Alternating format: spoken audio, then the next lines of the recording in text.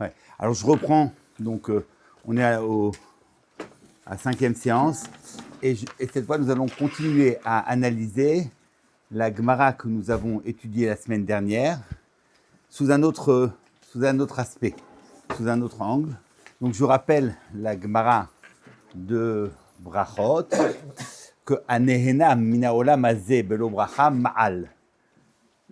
Maïtakante, Yeler etel Chacham. Demande à Gemara, mais que servira d'aller chez le Chacham? Tu as déjà fait la Avera. Non, Yeler etel Chacham meikaro, pour que le Chacham lui apprenne les Ilchot Brachot, de telle sorte qu'il ne soit pas Moël. Voilà. Alors, la semaine dernière, nous avons vu le commentaire du Gaon, qui sur cette Gemara, utilise cette Gemara comme preuve, au principe, comme preuve et comme concrétisation du principe, im en yir'a en chokhma. Bon, on a expliqué ça longuement, je ne reviens pas là-dessus. Maintenant, j'aimerais voir les choses du point de vue de la bracha. Ça nous intéresse au plus haut point. La semaine dernière, ça nous intéressait parce que la yir'a était essentielle pour la tfila, mais là, ça nous intéresse d'entendre ce que c'est que la bracha, puisque la tfila n'est qu'une succession de bracha, bien que nous allons plus tard étudier la différence entre les brachot et la tfila. Il y a quand même une différence essentielle que le Nefesh Chaim explicite. Mais ça, on le verra plus tard. En tout cas, bracha et tfila, c'est à peu près le même combat. Donc, il nous faut comprendre ce que c'est que la bracha. Alors, je reprends la question de base sur cette Gemara. C'est qu'on ne comprend pas du tout pourquoi c'est à propos de la bracha que cet enseignement a été donné. Maïtakante, yeler etel chacham. Donc, celui qui fait ikine nemina olam hazeh belo bracha moel. Comment tu peux résoudre cela?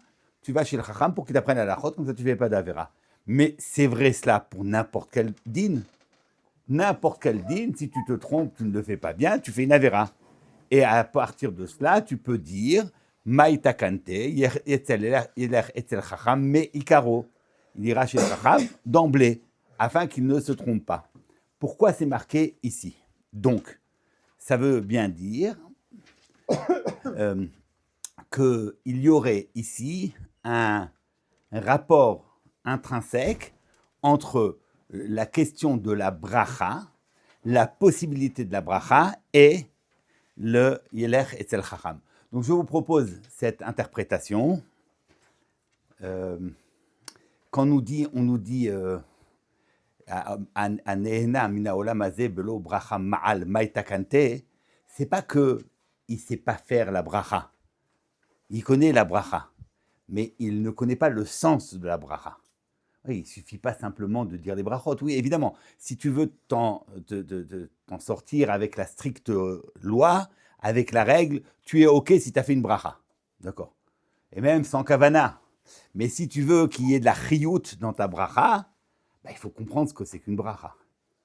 Il ne faut pas simplement comprendre ce qu'est qu'une bracha, il faut aussi accepter la nécessité que la bracha impose à notre vie. Bracha, faire une bracha, c'est pas juste, voilà, je dis une bracha, c'est rien ça. Faire une bracha, ça a un poids, ça a un prix. Quelqu'un qui fait une bracha, il paye le prix, un prix cher. On va voir ce que c'est que ce prix.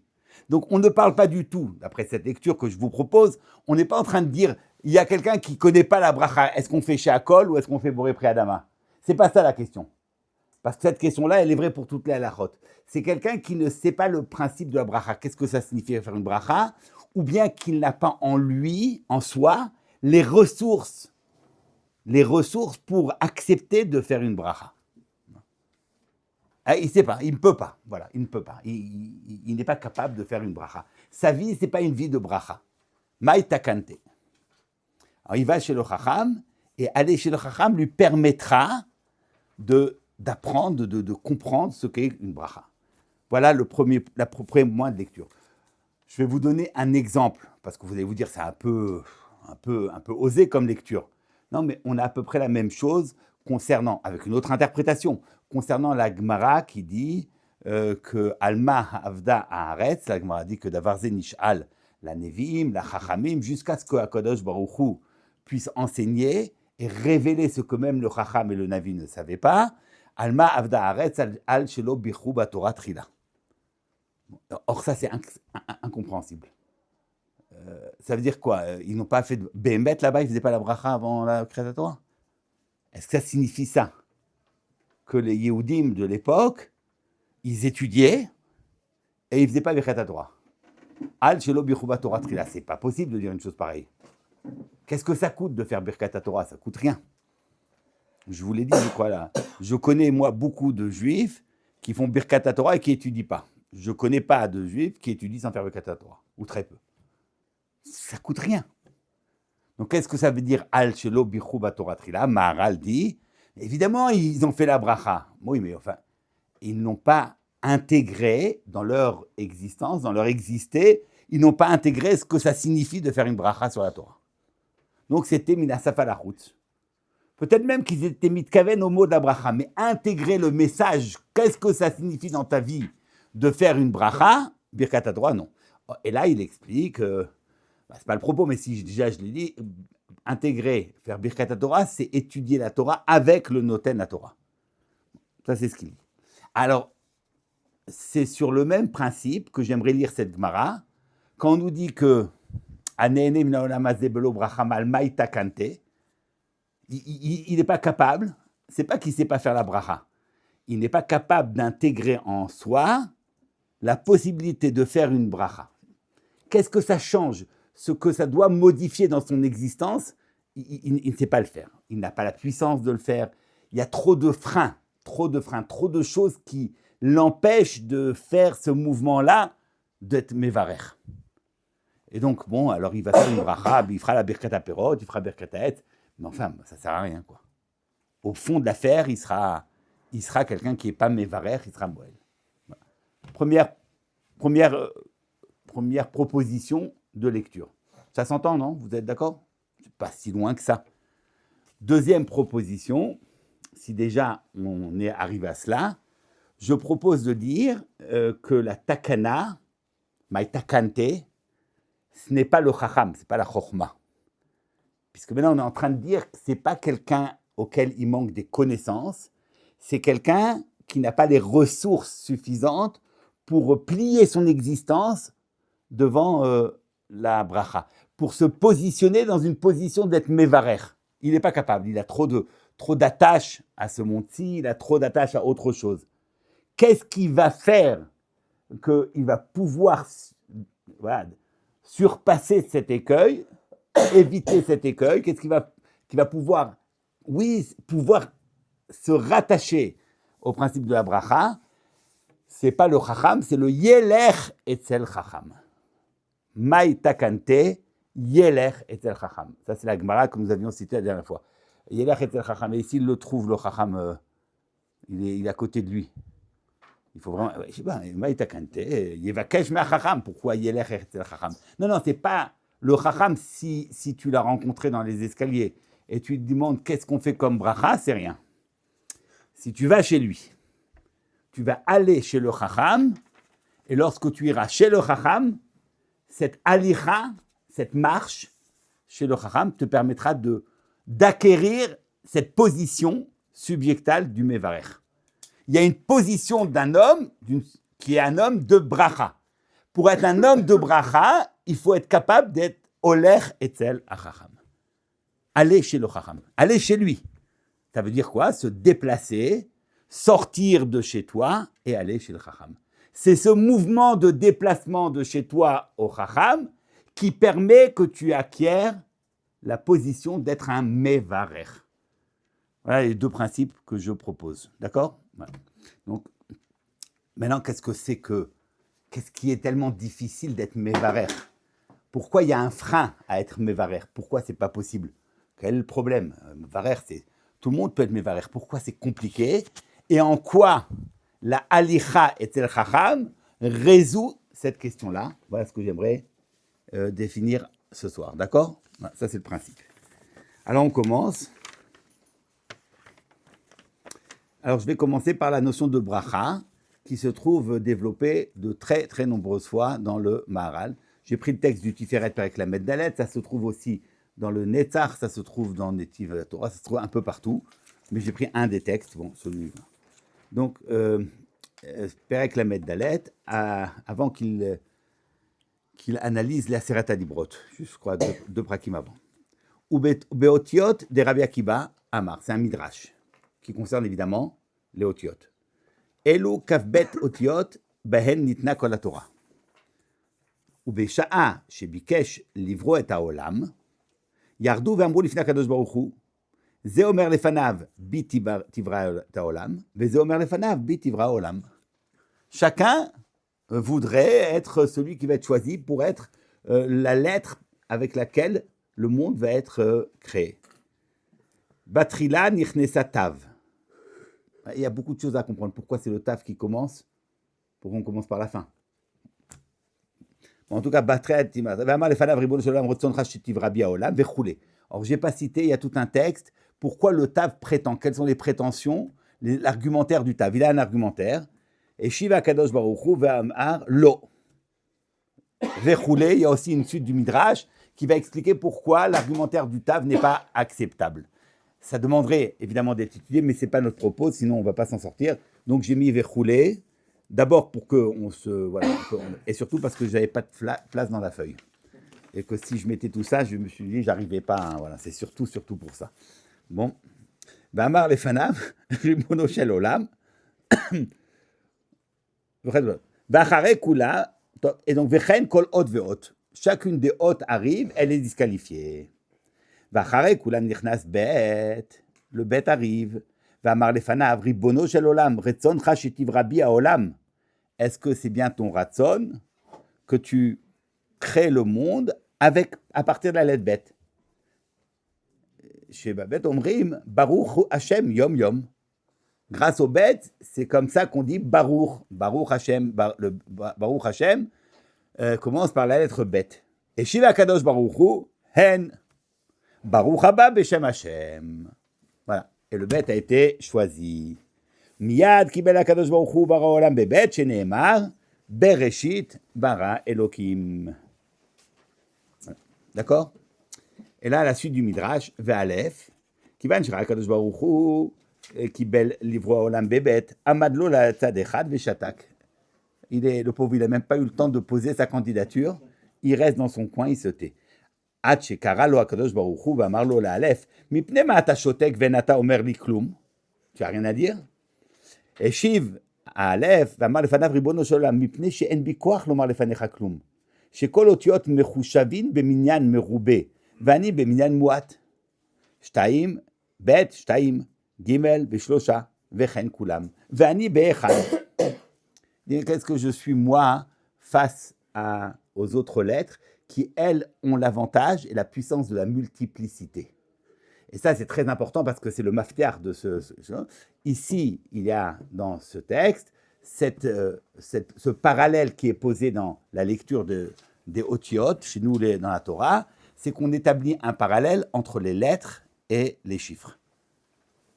Et que chaque lettre a une correspondance numérique. Elle a une valeur. Donc, bête, c'est 2. Gimel, c'est 3. Ce qu'en français, ça n'existe pas. Le D, le E, le F, ça ne signifie pas 4, 5, 6. Vous n'allez pas au SUMA demander E kilos de pommes de terre ou F kilos de tomates. Ça n'ira pas. Dans la Torah, c'est le sod de la Gematria. Les lettres, elles ont une valeur numérique. Ici, le Aleph dit, moi, je suis dépourvu de cette puissance de multiplicité. Donc, il avoue une faiblesse. Il avoue une faiblesse, à savoir que il n'a pas cette multiplicité que les autres ont. Très bien. Donc, il dit, bon, moi qu'est-ce que je vais dire, moi? Et Shila Kadosh Baruch Hu v'amarlo, al titnare. Shata rosh lekulam kemelech. Au contraire, toi, tu es mieux que tous les autres, tu es le melech. Le melech, par définition, il est unique. Achad ha'am. Du melech, on dit l'unique. Il ne peut pas y avoir deux melachim. C'est pas possible. Par définition, la position du melech, c'est la position de l'unique. Ata echad, va'ani echad, va Torah achat. Donc tu partages l'unité, qui est l'unité de la Torah, qui est l'unité du melech, qui est l'unité de la Kadosh Baruch Hu. Shani atid diten Torah becha le'ami Israël. Et donc, par cette correspondance de l'unique, c'est la Torah qui est Ata Echad, ou Mikamecha Yisrael Echad Haaretz, tout cela, c'est Kutsha, Brichu Veoraita Chadu. Donc la Torah porte le sceau de l'unité et de l'unicité divine. Eh bien, on commencera la Torah par le Aleph. Anochi Hashem Elokecha.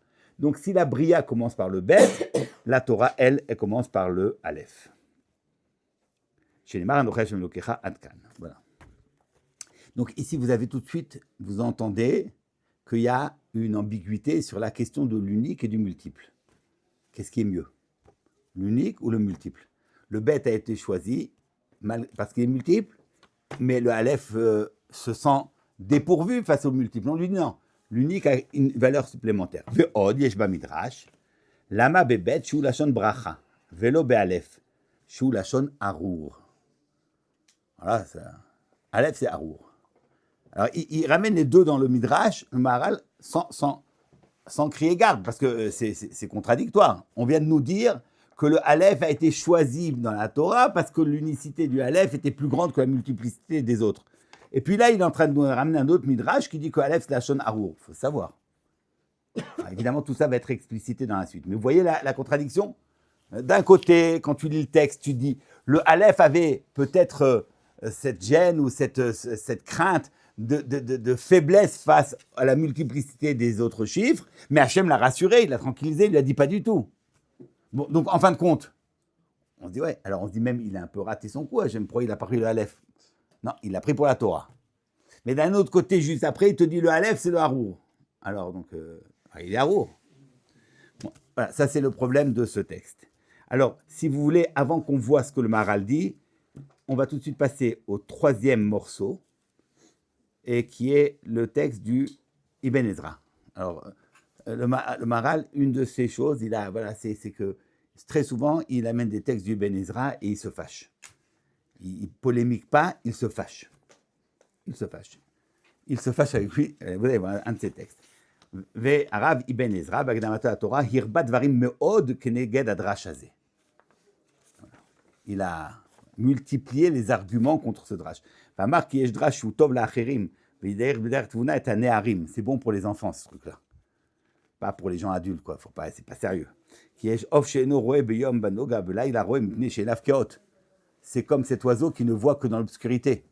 Donc tu es obligé de pour lui faire comprendre, il faut qu'il soit dans l'obscurité. Mais ne lui amène pas la lumière de la chorma parce qu'il ne verra pas. Alors pour un enfant, la lumière de la chorma est trop puissante. On a besoin pour lui de lui donner les accès à la chorma en faisant des petits machalim, des comptines d'enfants. Kedrash, Sholam, Nivra, Bebet, Bavura Bracha. Tu veux un exemple, dit le Ibn Ezra, que les Chachamim, des fois, ils racontent des comptines pour enfants. Ouais, j'exagère un peu le trait, hein, mais c'est un peu ça. Qu'est-ce qu'il raconte que le Bet Nivra Olam? Parce que c'est la lettre de la Bracha. Veim, Davar Kazé, Arebukak ou Mavluka. Ce sont des mots qui commencent par Bet. Vashita Bita, ou Bitu Atronot, Baliedaoum. Il y a plein de mots qui commencent par Bet et qui ont une consonance très négative. Alors qu'est-ce que tu me racontes? Le Bet a été choisi parce que le Bet, il commence avec lui la hôte de la bracha. C'est vrai que la bracha, c'est un terme éminemment positif et que le Bet, il a lieu de participer à quelque chose d'extraordinaire de la bracha. Mais le Bet peut être aussi choisi pour autre chose. Ouais, il est aussi l'ouverture de mots qui sont terrifiants et qui sont hautement négatifs. Ou Bevadaï Arav Ibn Ezra Bal Yedaoum. Donc c'est une petite, voilà, Bal Yedaoum. Hein. Comme il a ramené Bal Yedaoum, il dit mais c'est toi qui es Bal Yedaoum. Et c'est une petite pointe. Hein. Il a ramené le Bal Yedaoum comme preuve que le Bet pouvait être négatif. Il dit c'est toi qui es le Bal Yedaoum. Divra Arav Ibn Ezra Bal Yedaoum. Divra Chachamim Hane Emanim. Ça me rappelle que la première fois que Shmulevitz avait raconté qu'une fois, ça n'a rien à voir, hein, mais juste, il a dit une fois à son père, Rabbi Chaim Shmulevitz, Yesh eze Tosfot Nidar Bachas, chez Omer Karvekar. Alors après, il lui a dit, c'est toi le Nidar, c'est pas le Tosfot. Tosfot, il a sa place, c'est toi qui es Nidar. Ubevadaï Arav Ibn Ezra Bal Yedaoum Divrei Chachamim Anemanim. Ki divrehem hem emet bachokma. Ou lo evin divrei chokma. Qui d'avarze chez Shiv, Arav Ibn Ezra, que quoi? Que la lettre bête, on peut l'utiliser aussi pour des consonances négatives. Ma chez Shiv, ou les tav, Kiaot kulam, vadaï meshamshim letov ou meshamshim lera gamken. Oui, évidemment, ça c'est le propre de toutes les lettres, qu'on peut avec elles ouvrir un terme positif ou négatif, comme Moshe Amarnu. Aval habet, lo belashon bilvad, et là, chez habet ibracha be'etzem, nous allons voir tout de suite. La bête, c'est pas parce qu'il commence le mot bracha, mais que le bête, c'est le principe même de la bracha. Oui. Est-ce que dans lequel c'est un texte qui particulièrement était sujet à la remarque de Rabbi Benza, ou est-ce que c'est son derrière dans plusieurs fois Alors moi, je suis pas spécialiste des Benzra du tout. Pour avouer tout, les Benzra que je connais, c'est ceux que j'ai vus chez le Maral, à peu près. Je peux vraiment pas te dire. Non, je sais pas. Non, mais c'est très souvent qu'il lui fait ça. Hein, il lui dit, bon, et là, chez Abet, Ibracha Betem, je dis très ribouille. Mais derrière, c'est Chacham, de Ibn Ezra, la Shiv a livré Chachamim, de répondre aux Chachamim, donc de les critiquer. Imrichouk, chez l'homme, il livrait Chachamim, parce qu'il est très loin de la Havana des Chachamim, Vedaï Bézé. Bon. Donc, on a compris que ça ne peut pas se passer à la simple lecture. Est-ce que le mot bête commence le mot bracha? C'est pas possible. C'est pas suffisant. Que la lettre bête soit l'ouverture du mot bracha, c'est pas une raison pour ouvrir la Torah avec bête. Alors quoi? Veine. Alors on revient maintenant à l'argumentaire du Maharal, ce qu'il va expliquer. Veine. Dvarim elu megalim lecha dvarim gdolim. Ki raoui haolam shenivra bebet. Il est juste, il est nécessaire que le monde soit créé par la lettre bête. Vézé, qui a bête bifrat ou atralat haribouille. Mi'ut rabim shnaim. Le bet commence le ribouille. Sha'arei alef en bo ribouille. Ve'ilu abet ou atralat haribouille vehu bracha. Le ribouille, c'est la bracha. Ou lefikach milat barer kulam otiot ashniot. Shem lashon bracha. Abet bachadim akav baseriot varesh bemeot. Barer, c'est 2 à l'unité, la dizaine et la centaine. Donc c'est pas juste que ça commence par la lettre bracha. Le principe même de bracha, c'est la lettre 2, c'est-à-dire le rabim, de passer de l'unité à la multiplicité. Pourquoi tu dis ça dans le 2? Parce que miut rabim shtaim, tu commences l'unicité à partir du 2. Et donc, le principe même du bet, la multiplicité, pardon, le principe même du bet comme étant la lettre de la multiplicité, c'est ce qui fait du bet l'essence même de la bracha. Parce que la bracha, c'est le ribouille. Dire bracha, c'est dire ribouille. Vézé shama. Alors, cette question-là, que la bracha, c'est le ribouille, c'est traité très, très, très souvent. On le verra plus tard quand on fera le Nefesh Chaim, le 2e Pérec du Charbet de Tfila, où il prouve que bracha, quand on dit bracha, par exemple, dans le mot Baruch Ata Hashem, il dit ne va surtout pas t'imaginer que c'est un shevar que tu fais Hashem. C'est pas un shevar. Parce que des fois, on utilise le mot bracha dans des situations, dans des contextes où ça ne veut pas dire un shevar. Tu n'es pas en train de louer, mais c'est une demande que tu sois le makor d'un ribouille. Voilà. Baruch, c'est une bakasha qu'Akadosh Baruch Hu se révèle comme étant le makor, l'origine du ribouille. C'est ça, Baruch. Donc, Baruch, c'est pas du tout, quand on dit Baruch Ata, c'est pas un shvar, c'est de situer le makor, l'origine du ribouille. Et le ribouille, c'est ce qu'on appelle le principe même du ribouille, c'est la bracha. Shemin hasheni, j'en suis. Shemin hasheni atralat haribouille, shu bracha. Ve'arur, atralat obe aleph. Maintenant, on comprend pourquoi le aleph, il est lashon arur. C'est pas parce que Aleph, on commence le mot Arour avec Aleph, puisque Aleph, il peut dire aussi d'autres choses, comme Anori. Mais parce que le principe même de la klala, du Arour, c'est l'antithèse de la bracha. Ben c'est de contredire, de nuire à la puissance de multiplicité du bête. C'est quoi? C'est le Aleph. Ve'en be'echad ribouy shu bracha. Ve'zeh she'amar ki ha'olam nivra be'bet. Mipnei shu lashon bracha ve'lo nivra be'alef shu lashon arur. Pourquoi? Ki briat olam hazu haribouy shu min Hashem yitbarach. L'olam bereshit bara Elokim, c'est de passer de l'unité d'Hachem à la multiplicité. Raoui sheyeh nivra bebet shu atralat haribouy va'bracha ve'lo be'alef. Shabria hi abracha ba'olam. Ve'ech yeh nivra be'alef. construire le monde sur le Aleph, c'est méconnaître le principe même de la Bria. Parce que si tu es dans le Aleph, tu n'as pas besoin de créer une Bria. Par définition, la Bria elle-même, c'est déjà une position de ribouille. Puisque dès que tu parles de Bria, tu parles déjà de deux. Pourquoi tu parles de deux quand tu parles de Bria? Mais parce qu'il y a le Makor qui est Akadosh Baruch Hu, et il y a le monde. Donc tu es déjà dans une dualité. Donc tu ne peux pas penser la Bria dans le spectre de l'unité, c'est pas possible. Donc tu ne peux pas créer le monde avec un Aleph, tu dois le créer avec le Bet. Hein? Parce que si tu avais construit le monde avec Aleph, ça aurait été une Arour, ça aurait été le contraire de la Bracha. Tu aurais raté le sens même de la Bria.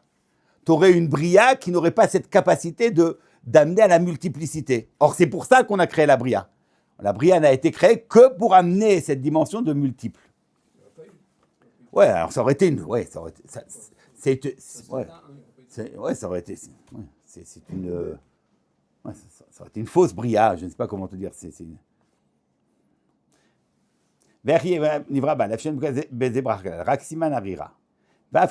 il a une coucha.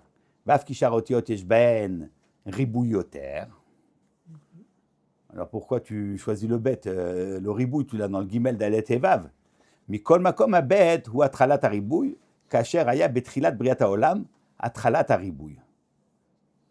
אבל הבית, מפני שהוא מורה בצד עצמה ברכה, שהיא התחלת הריבוי. ואם הבית הוא משמש לרעה, מכל מקום, דבר זה... Attends, une seconde. Donc, qu'est-ce qu'il pose? Il pose une question. Il dit, mais alors, si c'est comme ça, tu n'as qu'à choisir le guimel, le dalet. Il dit non, parce que le bet, c'est atralat haribouille. Et alors? Et alors, en quoi ça... D'accord, mais alors, si le atralat haribouille peut être choisi, a fortiori, quand il y a plus de ribouille encore. En quoi c'est une réponse? Pourquoi c'est une réponse? Je comprends qu'à partir, avec le bet, on peut déjà construire le monde.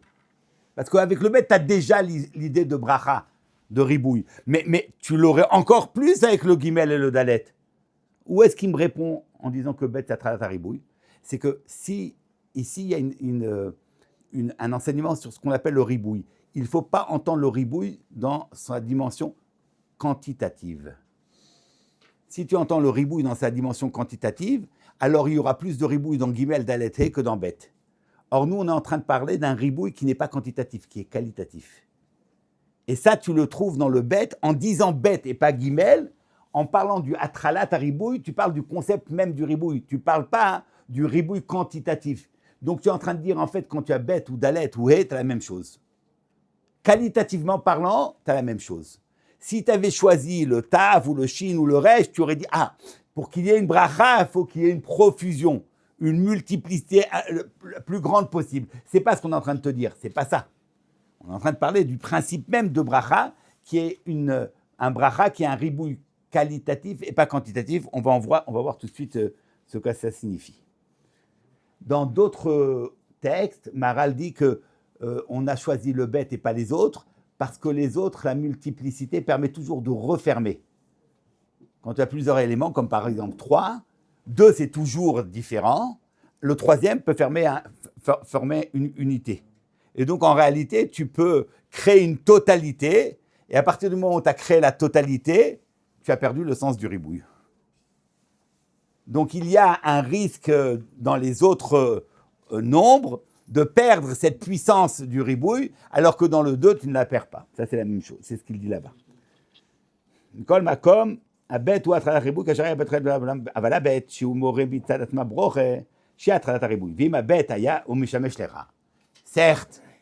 Alors, comment ça se fait que le bet soit l'ouverture de termes qui sont mauvais, qui sont rats? Tu es en train de dire que le bet, son essence, c'est la bracha. Comment est-ce qu'on peut avoir des mots comme Boukak, Mavlouka et tous ces trucs-là, alors que le bet, c'est pas possible? Est-ce que c'est pas une contradiction? Il dit, Ima bet ou Mishamesh lera, mais comme davar ze etem abet, shi otchenit, shacheni shi atrelat haribouille. Non, j'ai un truc qui va pas. Ima bet ou Mishamesh lera, mais comme davar ze etem abet, shi otchenit, shacheni atrelat haribouille, vo etem abracha. Vav ki abet Mishamesh gam kenera, en ze rak mikre. Ve en ma shebe mikre, mevatel ma shebe etem. Ah oui, il peut y avoir des accidents. Il peut y avoir une perversion de l'idée de bracha. On peut pervertir l'idée de bracha et utiliser les idées de bracha de façon mauvaise et en faire un bouka comme avlouka. Tu peux. Ah, pas du tout. Non, non. Il est en train de dire quelle est la nature intrinsèque du bête. C'est une bracha. Est-ce qu'on est capable, nous les hommes, de détruire la bracha et d'utiliser la bracha comme un levier de klala? Possible. Je vous donne un exemple. La bracha ultime, la plus grande des brachot, nous savons ce que c'est les kshamim. On l'a vu, hein, la bracha commence par la yeridat kshamim.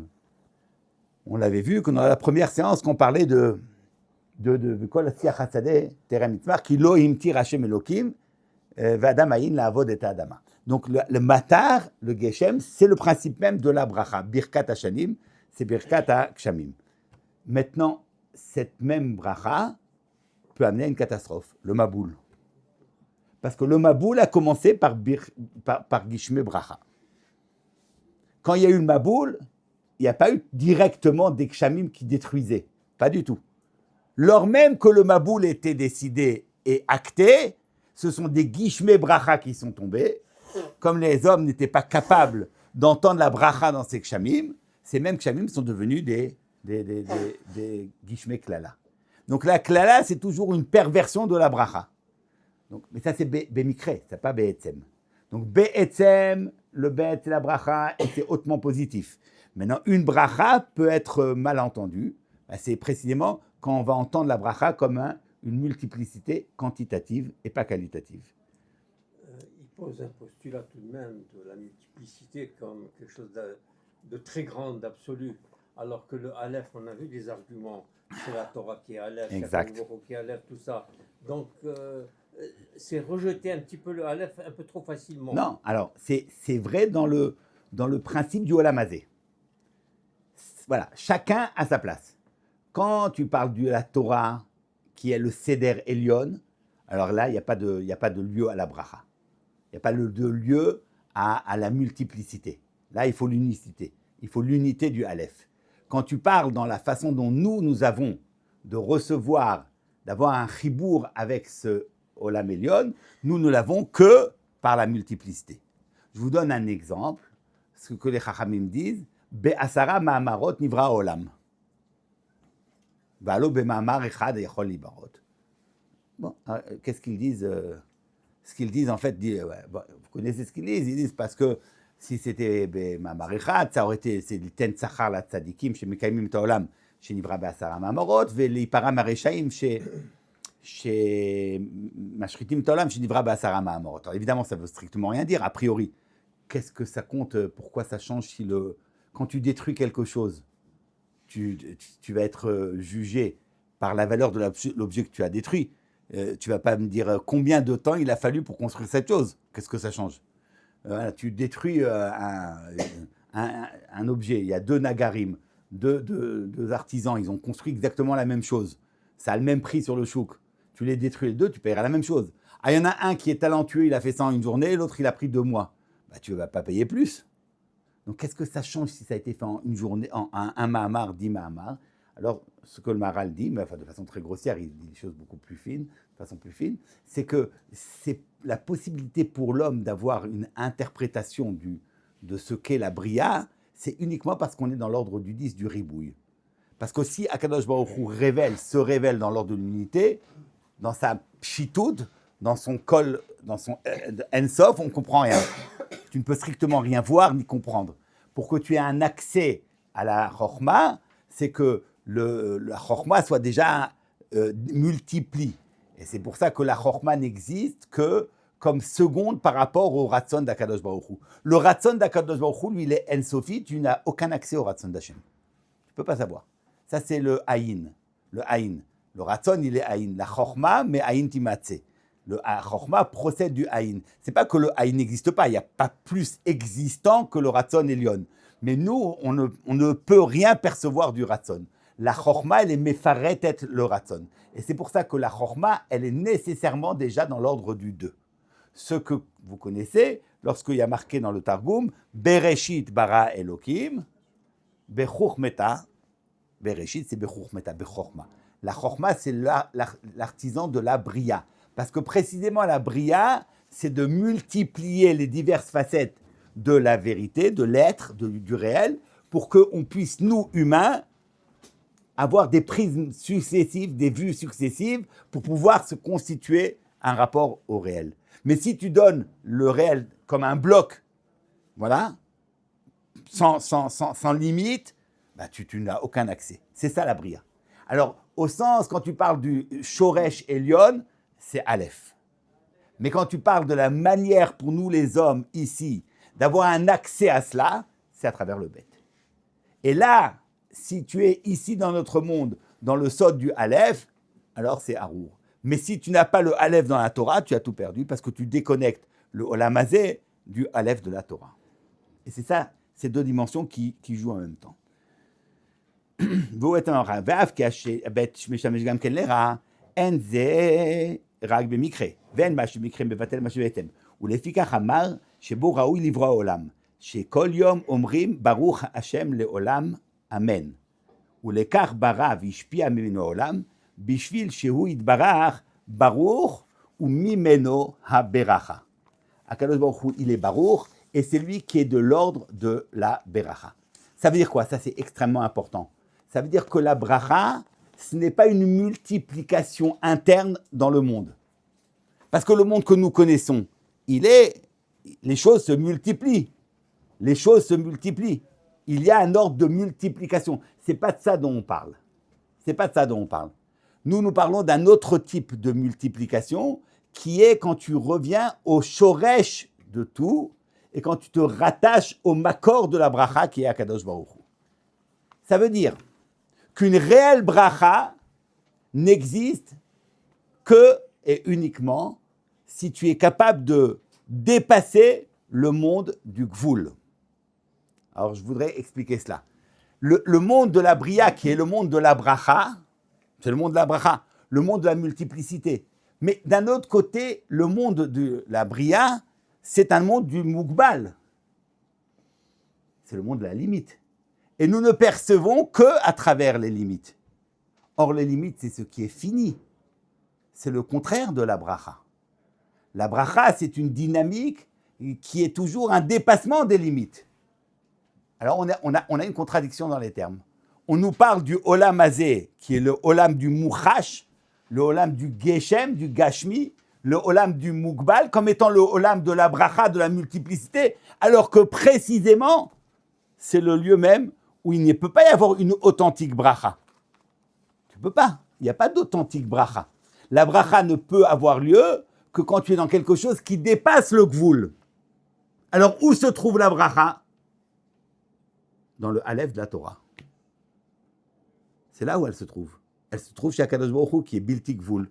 Elle se trouve dans le Aleph de la Torah. S'il n'y avait pas le Aleph de la Torah, il n'y aurait pas eu de bracha dans le monde. C'est impossible. Tu ne peux pas trouver le principe de la bracha qui soit inhérent au cœur même du monde, puisque le monde, c'est le monde du Gvul. Et le Gvul, c'est la limite, c'est l'antithèse même de la bracha.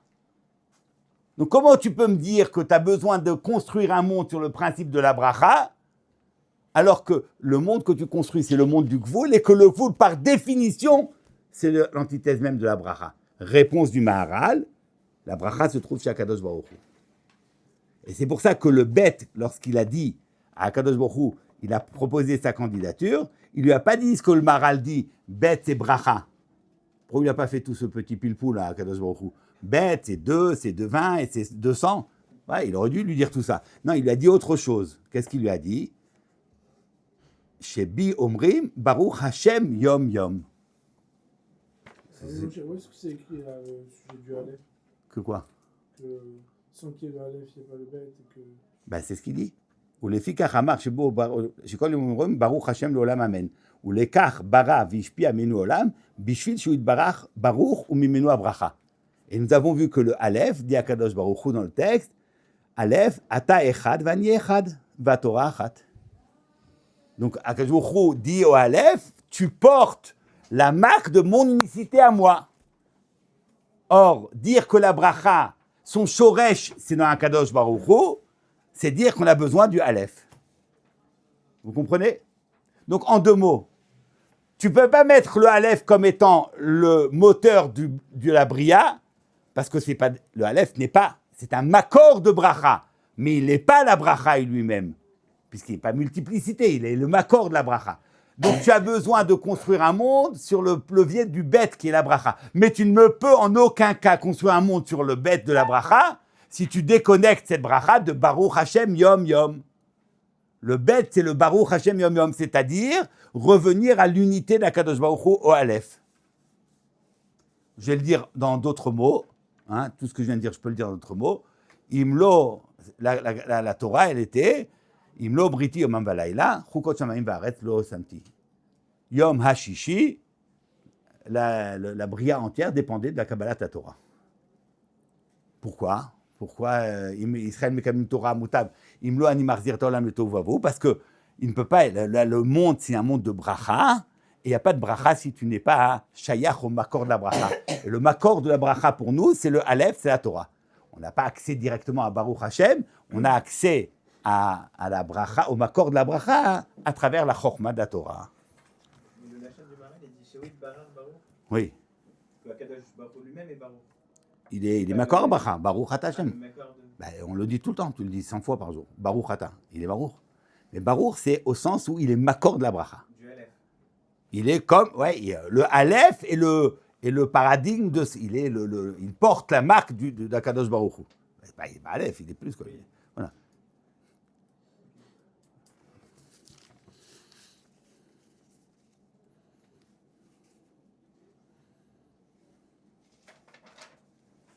Il ne peut pas y avoir de bracha dans la misgueret du monde du Gvoul. Impossible. Donc, la bracha ne peut exister que si on est mitraber au makor de la bracha. La chorma, elle, c'est précisément cette chorma qui est yesh me'ayin. Toute la qualité, la valeur de la chorma, c'est qu'elle n'est pas juste une chorma qui décrit ce qui se passe dans le monde, elle décrit le ne'elam du monde. Donc, en fait, elle te ramène toujours à un makor unique et transcendant qui est le yesh, qui est le ayin, duquel procède toute la chorma. D'accord ? Et c'est pour ça que la chorma, c'est elle qui donne la véritable, le véritable ribouille, la véritable bracha dans le monde. S'il y a de la bracha dans le monde, c'est grâce à la chorma. Mais qu'est-ce que ça a à voir la chorma avec la bracha ? Oui, ça a à voir, parce que la chorma, elle est cette chorma du yesh, qui procède du haïn, qui te ramène à ce Baruch Hashem, et en tant que tel, la chorma est le sod, la possibilité d'une bracha qualitative, et pas juste d'un ribouille intérieur. C'est ce que nous disons, Marabou Maasecha Hashem. Marabou Maasecha. On est Meshabeach le ribouille des Maasim. Pourquoi ? Kulam bechorma asita. Marabou Maasecha Hashem, Kulam bechorma asita. Le ribouille procède de la chorma. Il peut y avoir un ribouille qui soit un mauvais ribouille. Il peut y avoir une bracha qui soit très très péjorative, qui peut être buka ou mavlouka, c'est possible. Ça sera quand tu prends le ribouille comme une machine interne à l'intérieur même du monde, où le monde se génère soi-même, par soi-même, et se multiplie dans un infini quantitatif, et ça, c'est pas une vraie bracha. Voilà, c'est clair ? Une fois posé cela, alors nous pouvons comprendre qu'est-ce qui dérange, qu'est-ce qui fait écran, qu'est-ce qui fait écueil à recevoir la bracha. Qu'est-ce qui fait écueil à recevoir la bracha ? C'est tout simplement notre attachement au lamazé. Tant que tu restes inscrit dans les limites du mukbal, sans faire cet effort de te rattacher au makor de la bracha, tu ne peux pas recevoir une véritable bracha. Voilà pourquoi il y a un écueil essentiel. Voilà pourquoi la bracha, qui est pourtant la chose que nous demandons le plus, Sim Shalom Tova ou bracha, c'est ce que nous demandons, la bracha. Et pourtant, elle est tellement compliquée à recevoir, parce que cette bracha, ça demande un chibour à la chorma, un chibour au yesh me'ayin, accepter de se défaire de sa position de confortable d'être inscrit dans l'être. Non, il faut accepter que le monde n'est pas cette assise-là, n'est pas cette assurance. Il faut accepter ce soupçon de fragilité du monde et d'aller chercher ailleurs l'essence même de notre existence. Il faut aller chercher dans un yesh qui ne soit pas un yesh qui se donne comme tel, mais un yesh qui ne se donne comme le reflet du haïn. Mais si tu ne fais pas ce travail, qui est un travail difficile, qui est très dur, qui est compliqué, eh ben, tu n'y arrives pas. Voilà pourquoi la bracha, c'est quelque chose de hautement compliqué. Je ne sais pas, je sais même pas s'il faut le dire, mais oui, on peut le dire, c'est des choses tout simples. Quand on va voir des personnalités pour qu'ils nous fassent une bracha, voilà, alors ils vont te faire une bracha et tout. Tu leur donnes de l'argent, ils te font une bracha. C'est l'antithèse de la bracha.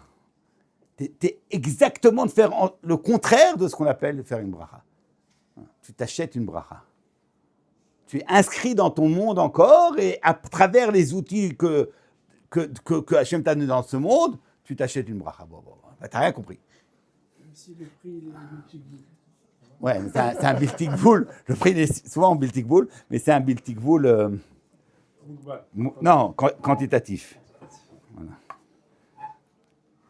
Tout le monde sait que quand on allait chez le Saipeler pour recevoir une bracha, on ne s'en sortait pas comme ça.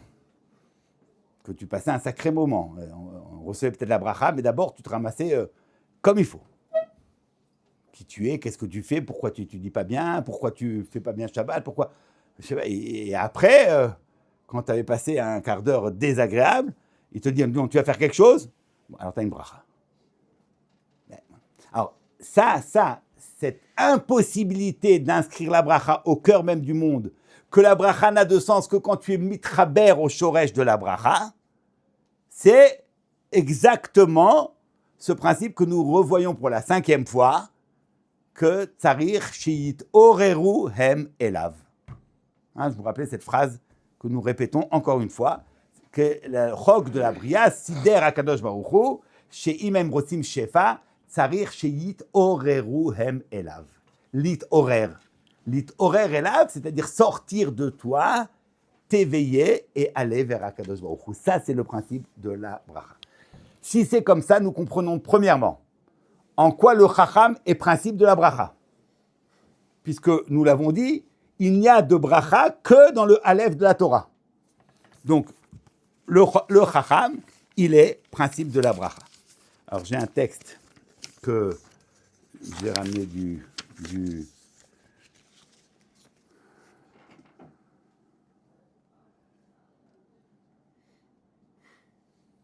de Netiv Torah, Perek Aleph ou Perek Bet, je ne me rappelle plus. Alors, je vous le lis, comme je l'ai écrit, mais on va essayer.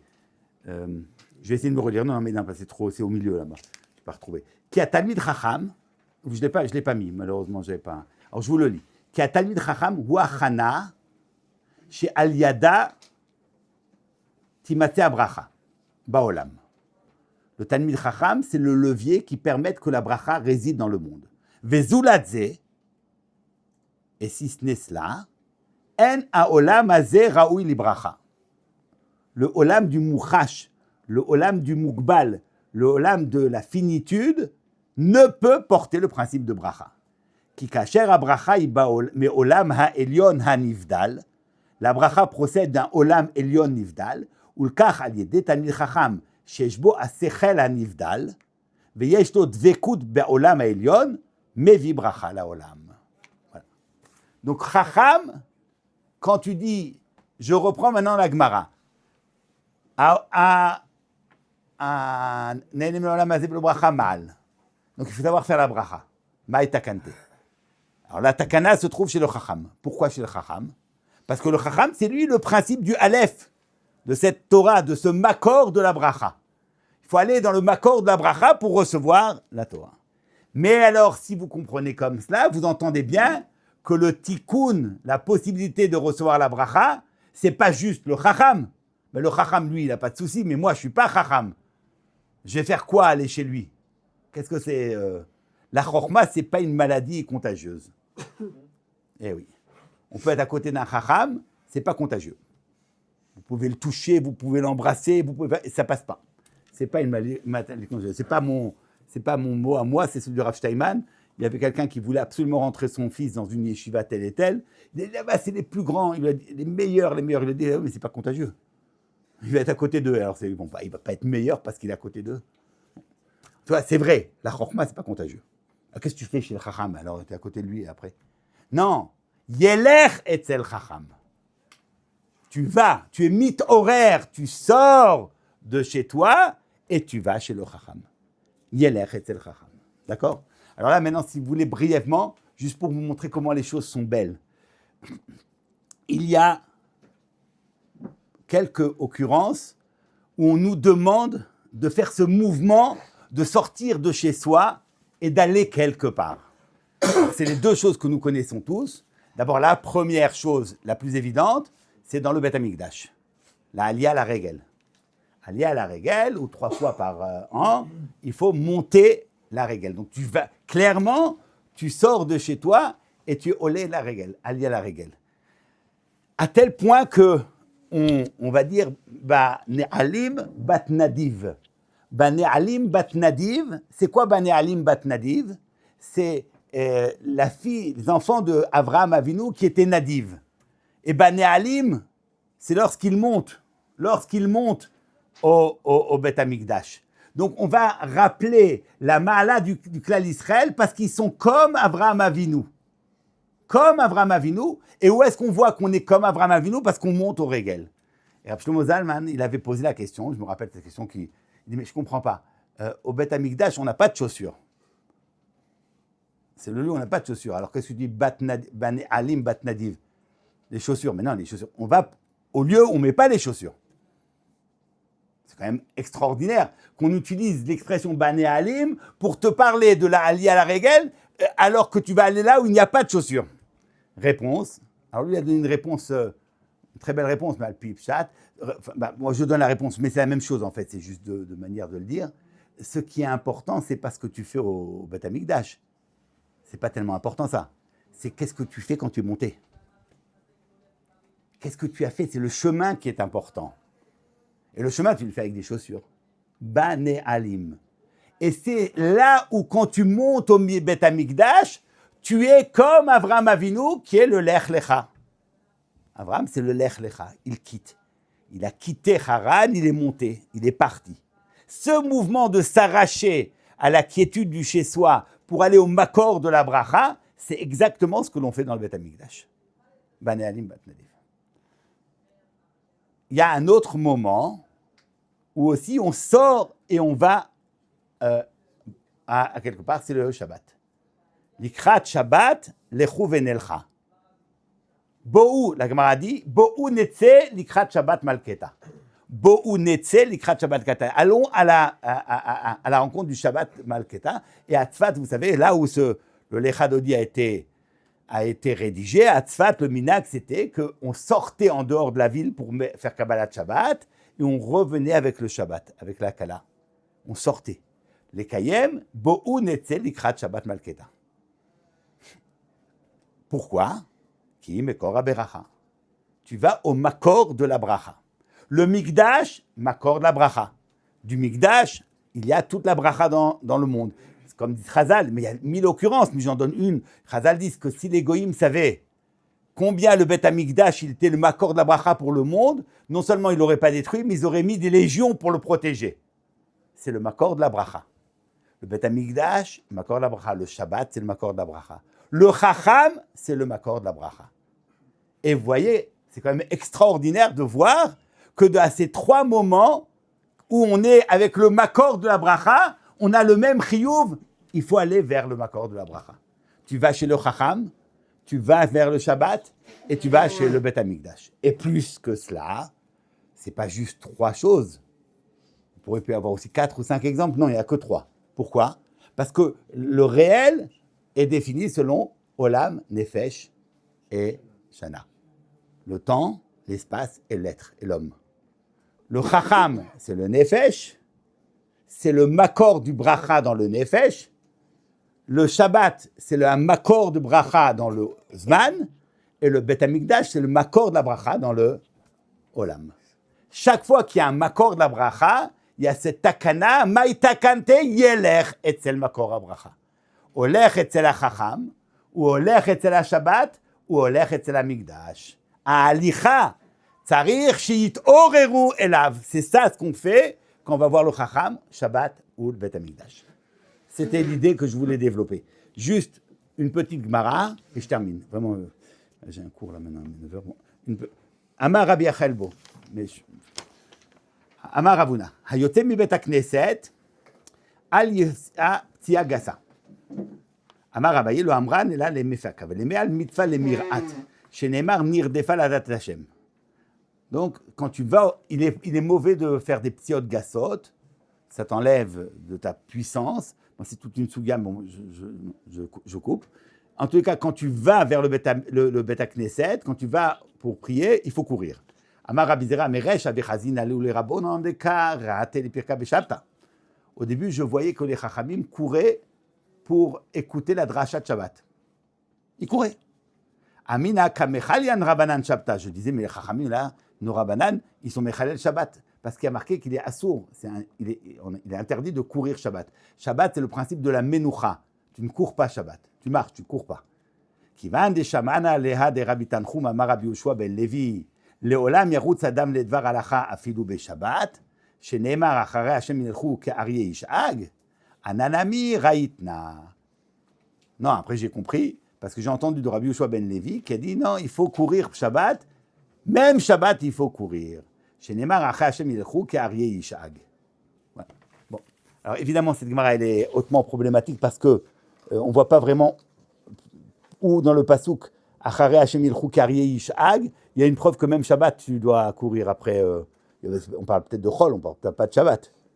Alors, mettons que Aryeh Yish'ag, ça veut dire qu'il faut courir. Mais où est-ce que tu vois que c'est même pour Shabbat? Mais Bichlal, ça veut dire quoi? Qu'est-ce que c'est que cette affaire que pour Shabbat, tu n'as pas le droit de courir? C'est le principe de la Menoucha. Mais pour écouter la dracha, tu peux courir. Mais pourquoi est-ce qu'on ne répondrait pas comme le lièvre et la tortue qu'il vaut mieux partir à point? Pars 5 minutes ou 10 minutes avant et tu n'auras pas besoin de courir. De quoi parle-t-on, ces Rabbanan? Ils s'étaient oubliés, ils sont arrivés en retard, ils ont couru? Pas du tout. Ils couraient Shabbat. Mais quelle utilité de courir? Donc, ce n'est pas indigne que c'est tellement important d'écouter la dracha Shabbat que on te permet même de courir. C'est pas ça. Parce que si c'était comme ça, alors tu n'as qu'à partir à temps et ne cours pas. Et tu auras en même temps la menoucha de Shabbat et en même temps tu écouteras ton Pérec. Non, c'est donc que les Khatrila, même Shabbat, il faut courir.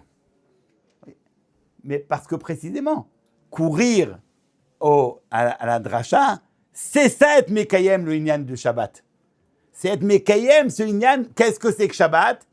Pourquoi justement, Shabbat, tu es dans la bracha. C'est ça la menoucha. Sheshet Yamim, Ta'aseh Melartecha, tu sors. C'est les Shishaya Ovdin Dechol, tu sors, tu travailles, et après tu rentres chez toi. Le principe même de Shabbat, c'est Al Yetze Ish Mimkombo Bayom HaShabbat. C'est reste sur place. Tu as tout sur place. Tu es dans le tachlit. Tu es dans le tachlit. Mais goûter au tachlit, goûter au makor de la bracha. Shabbat, qui est le makor de la bracha. Tu l'exprimes en courant au Bet HaMidrash. Donc en réalité, c'est pas qu'on te dit, même Shabbat, tu as le droit de courir. C'est pas ce qu'on te dit. C'est qu'on dit, si tu cours pour la dracha Shabbat, tu es Mekayem en courant ton din de Shabbat. C'est un kiyum du din de Shabbat. C'est pas un éther qu'on te donne c'est un kiyum du din de Shabbat. Dans le Rambam, c'est peut-être pas machma comme ça, mais bon, voilà ce que je voulais vous montrer. Vous voyez? Donc, on a montré ici que le principe de la bracha, c'est toujours, certes, il innerve le Olam Hazeh, mais ce n'est que parce qu'il a un makor qui est un makor dans le Aleph, qui est un makor dans le Elyon, dans la Chorma. C'est le principe de la Chorma, va Chorma me'ayin timatse. Voilà. Alors, la semaine prochaine, on fera donc la suite, et c'est on va devoir, c'est une application, à mon sens, un exercice pratique, et on va se poser la question, est-ce qu'on a le droit de prier pour un S, pour un miracle? Est-ce qu'on peut ou pas? Certaines fois on peut, certaines fois on ne peut pas, et on verra que ça a à voir avec ce que nous avons appris ce soir.